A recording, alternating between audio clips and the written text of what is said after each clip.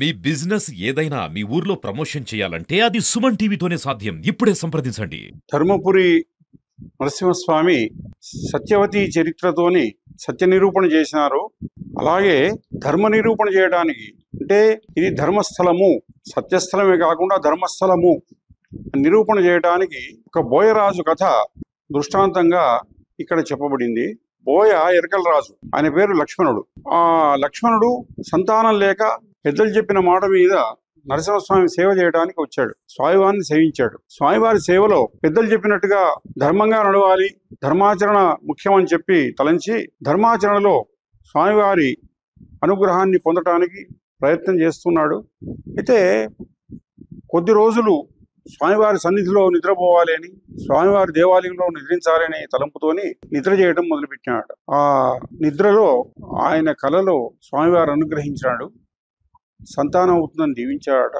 ఆ రకంగా సంతోషపడి లేచి తన వాళ్ళందరికీ చెప్పుకున్నాడు, నాకు ఈ విధంగా స్వప్నం వచ్చింది, స్వామివారు అనుగ్రహించారని చెప్పి. స్వామివారు సంతానం ఇచ్చినారు కాబట్టి నేను స్వామివారి సేవలో తరిస్తానని చెప్పి అనుకున్నాడు. సంతానం అయింది. కాగా స్వామివారి కోరిక నెరవేర్చాలని చెప్పి నిద్ర అలాగే నిద్రిస్తూ పోతున్నాడు దేవాలయంలో స్వామివారి అనుగ్రహం కొరకు. స్వామివారు మళ్ళీ స్వప్నంలో కనిపించి, నీ కోరిక నెరవేరింది కదా, నీవు ఒక ధర్మంగా నడవటానికి ఒక పని చేయాలి అని చెప్పారట. ఏమిటి ఆ పని అంటే, బ్రహ్మగారు ఇక్కడ యజ్ఞం చేసినటువంటి నా గుడి ముందు ఒక స్థలం ఉంది, అక్కడ ఒక పుష్కరిని ఏర్పాటు చేసి నేను డోలుగటానికి అనువైనటువంటి విధానాన్ని ఏర్పరిచి భక్తులందరికీ కూడా కూర్చోవడానికి చక్కని మెట్లు కట్టించి 4 ద్వారాలు ఏర్పాటు చేసి సుందరంగా అందరికీ ఆనందాన్ని కలిగించేటట్టుగా, భక్తులకు ఎటువంటి అక్కడ ఇబ్బంది కలగకుండా అటువంటి పుష్కరిణి కట్టించమని చెప్పి ఆజ్ఞాపించారట. ఇది నువ్వు ధర్మంగా చేయాలి సుమా అనేటువంటి మాట చెప్పారట. సరే మంచిది చేస్తానన్నాడు. చేయటం మొదలుపెట్టాడు, చేస్తున్నాడు, సిద్ధమైపోయింది.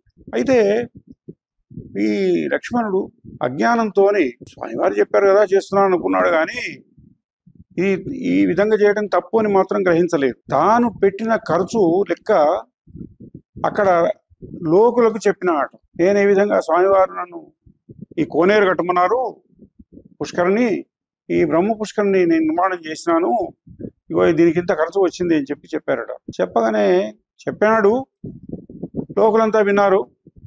చాలా మంచి పని చేస్తున్నావు కదా అని కీర్తించినారు. అలాగే స్వామివారి దేవాలయంలో నిద్రిస్తున్న సమయంలో స్వప్నంలో వచ్చి స్వామివారు చెప్పినారట, ఏమి లక్ష్మణ, నీకు నేను ధర్మకార్యం చేయమన్నాను కానీ నీవు శ్రీమంతుని అయ్యి నాకేదో దానం చేస్తావని చెప్పి నేను ఊహించలేదు. నీ పుష్కరిని నువ్వే ఉంచుకో, నాకు అక్కర్లేదు. ధర్మం అంటే ఏమిటో తెలియదు నీకు అసలు. ఇక్కడ సత్యం బదా, ధర్మపురిలో సత్యం మాట్లాడాలి, ధర్మంగా నడవాలి అనేటువంటి ఉద్దేశం చేత ధర్మకార్యం చేయమన్నా. ధర్మపురికి పోతే ధర్మం చేయాలన్నారు. దానం అంటే వేరు, ధర్మం అంటే వేరు. దానం చేయటం మన పుణ్యకర్మల కోసం, మన పుణ్య ఫలితం కోసం మనం దానం చేసుకుంటాం. మనం ధర్మం అంటే ఫలాపేక్ష లేకుండా చేసేది, మనం ఆశించం, దానికి ఏమి ఆశించకుండా భగవంతుని కోసం చేసేది. తోవకు చెట్లు పెడుతున్నాం, మనం తోటలు పెంచుతున్నాము, ధర్మం అది. ప్రజలకు ఉపకారం చేసేది ధర్మం. అది ధర్మకార్యం వేరు, దానం వేరు. దాన ధర్మాలకు ధర్మపురి ఇక్కడ ప్రత్యక్ష నిదర్శనం కావాలనేటువంటి ఉద్దేశం చేత నేను ధర్మకార్యం చేయమంటే నువ్వేమో నాకు దానం చేసినట్టు నేను లెక్క రాసి పెడతావు, నీకు బాకీ అనే ఇవ్వాలి ఏమిటి అన్నట్టుగా స్వామివారు, లక్ష్మణ, ఇంత మదాంధుడై నువ్వు లెక్కలు రాసి నాకేమో కోనేరు కట్టించినట్టు దానం చేసినట్టు మాట్లాడుతున్నావు.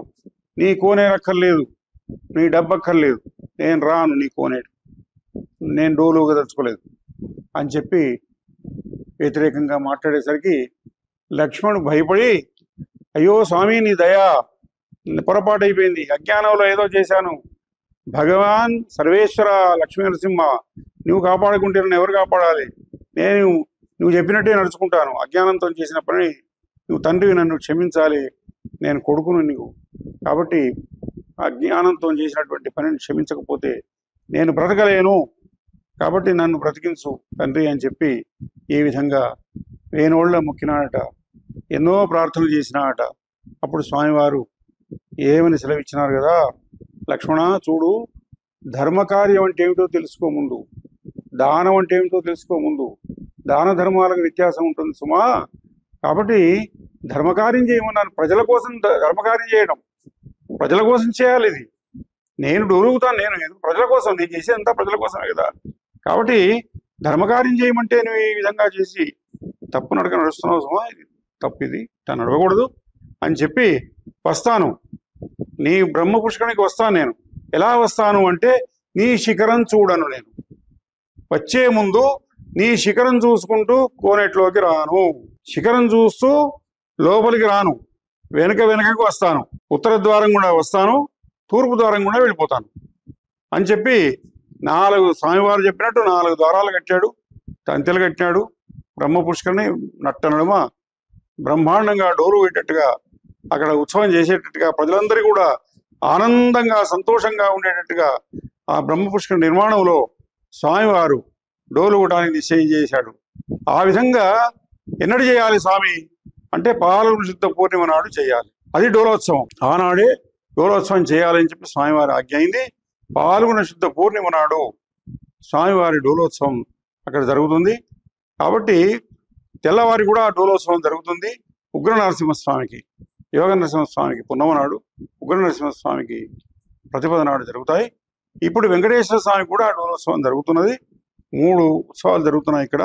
వీటిని కళ్యాణం దగ్గర నుంచి రథోత్సవం వరకు బ్రహ్మ పుష్కరాలను పిలుస్తారు. వీటిని బ్రహ్మ పుష్కరం, బ్రహ్మత్వం చెందడమే బ్రహ్మ పుష్కరం.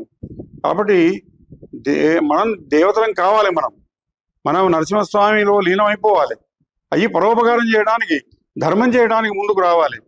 మనమంతా ధర్మాత్మలం కావాలని చెప్పి బ్రహ్మోత్సవాలు నడిపించడం. కాబట్టి స్వార్థం అనేది విడిచిపెట్టాలి, పరోపకారం అనేది చేయాలి. కాబట్టి అంతా భగవంతుడే అని ఆ రకంగా మనం తయారైన నాడు మనమంతా కూడా ధర్మాత్మలు అవుతాం. అందుకొరకే శేషప్ప అన్నాడు ఒక పద్యంలో, ధరణిలో 1000 ఏండ్లు తనువు నిల్వగబోదు, ధనమెన్నటికి శాశ్వతంబు కాదు, దారసుతాదులు తన వెంటరాలేరు, మృత్యులు మృతిని దప్పింపలేరు, బంధుజాలము తన్ను బ్రతికించుకోలేరు, బలపరాక్రమమేమి పనికిరాదు, ఘనమైన సకల భాగ్యం బెంతగల్గియు గోచి మాత్రం పైన కొంచుబోడు, వెర్రి కుక్కల భ్రమలన్నీ విడిచి నిన్ను భజన చేసెడి వారికి పరమ సుఖము అని శేషప్ప నరసింహ శతకంలో ఎంత చక్కని పద్యం రాశాడు. మనం ఏది పోంగి ఏది తీసుకుపోం, అంతా సర్వస్వం సర్వం విష్ణుమయం జగత్, సర్వం శివమయం జగత్. కాబట్టి అంతా పరోపకారం కొరకే ఖర్చు పెట్టాలి. కానీ నేను సంపాదించాను నాది నాది అది నాది ఇది నాది అని భ్రాంతి చెందుతూ అని ఇంకొక పద్యం రాశాడు. ఏమంటే శేషప్ప ఎంత లీనమైపోయినాడు కదా అంటే, చాలా బ్రహ్మాండమైనటువంటి పద్యాలు రాశాడు శేషప్ప. ఎంత ధరించాడు కదా అంటే చెప్పరాదు. ఎన్ని జన్మములు నేను ఎత్తియుంటిన మున్ను, నరశరీరము నాకు దొరకెతుదకు, అది నాది ఇది నాది అని భ్రాంతి చెందుదు, ప్రాప్తమేదో ఎరుగ వలనుగాదు, అంతమౌనో జన్మమింతటితో నాకు ఇంకెన్ని జన్మంబులెత్తవలెనో, ఏ తల్లి ఏ తండ్రి ఏ కులంబున పుట్టి ఎందు వర్తింతునో ఎరుగలేను, కర్మముల చేత జన్మాలు కలుగుచుండు, శ్రమల పడలేను రక్షించు స్వామి నన్ను, భూషణ వికాస శ్రీ ధర్మపుర నివాస, దుష్ట సంహార నరసింహ దురిత దూర అని బ్రహ్మమయం కావాలి. బ్రహ్మోత్సవాలలో మనమంతా కూడా బ్రహ్మలో లీనమైపోవాలి. నేనే దేవుణ్ణి, నీ అంతరాత్మనే దేవుడు, నీ లోపలనే ఉన్నాడు దేవుడు. మంత్రపుష్పంలో చెప్పాడు. ఏమని చెప్పాడంటే, వేద మంత్ర పుష్పంలో ఏం చెప్పాడంటే, భగవంతుడు ఎక్కడ ఉన్నాడా అని ఒకటి అడిగాడు. అంటే ఇక్కడ ఉన్నానని చెప్పాడు. ఎక్కడ అంటే నీవారశోక వత్తన్వి పీతాభా సస్యనూపమా తస్యా శిఖాయా మధ్య పరమాత్మ వ్యవస్థిత నా ఠికాన అక్కడ ఉంది పొమ్మన్నాడు. నీకు అర్థమవుతుందా? తెలుసుకో, చదువుకో, నేర్చుకో. పరమాత్మ అనేవాడు అక్కడ ఏర్పాటు చేసి ఉన్నాడే అంటాడు. వరి గోల్కలో, వరి మళ్ళల్లో ఉండేటువంటి వరి గొలుకలో ఉండేటువంటి వడ్ల విత్తు, ఆ వడ్ల విత్తులో నేను ఉన్నానయ్యా అంటున్నాడు. ఆయన అడ్రస్ అక్కడ ఉందట. అంటే అది ఆహారం, అది ఆహారం మనం తింటున్నాం. మన ఆహారమే మనకు రక్ష.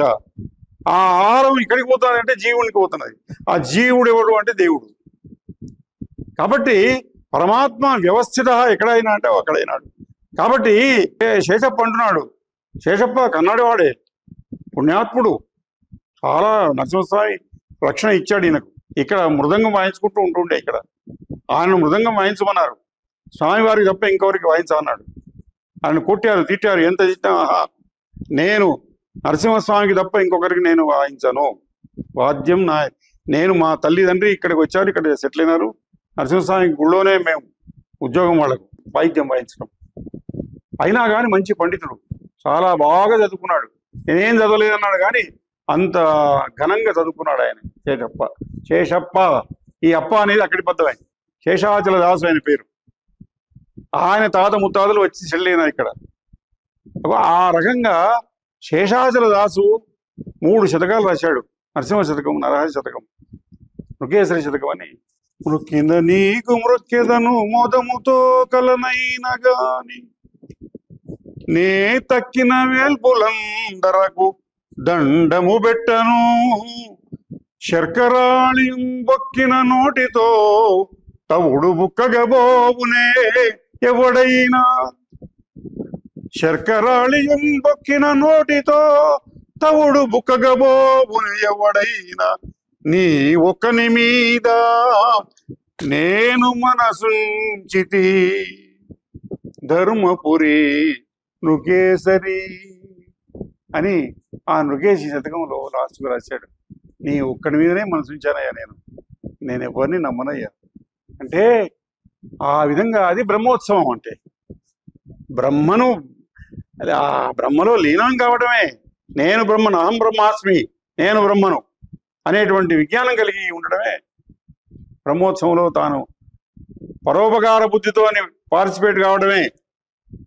ఆ విధంగా బ్రహ్మోత్సవాలలో మనం తెలుసుకునేది ఏమిటంటే పరోపకారం చేసి ధర్మాన్ని కాపాడాలి, అది చెప్పడం. స్వామివారికి చేయాలి, అన్నీ చేయాలి, అన్నీ చేసి ఆనందాన్ని పొందాలి. ఆనందాన్ని పొందడమే బ్రహ్మోత్సవం. అది ఆ రకంగా ఆ లక్ష్మణ మహారాజు స్వామివారికి డోలోత్సవం చేసి ఆనందాన్ని పొంది స్వామివారి ఆజ్ఞ తీసుకొని ఆయన దేశానికి వెళ్ళిపోయినాడు, ఆయన తరించాడు. కాబట్టి లక్ష్మణుని వలె మనం కూడా ధర్మకార్యాలు చేస్తూ తరించాలని చెబుతూ విరమిస్తున్నాను.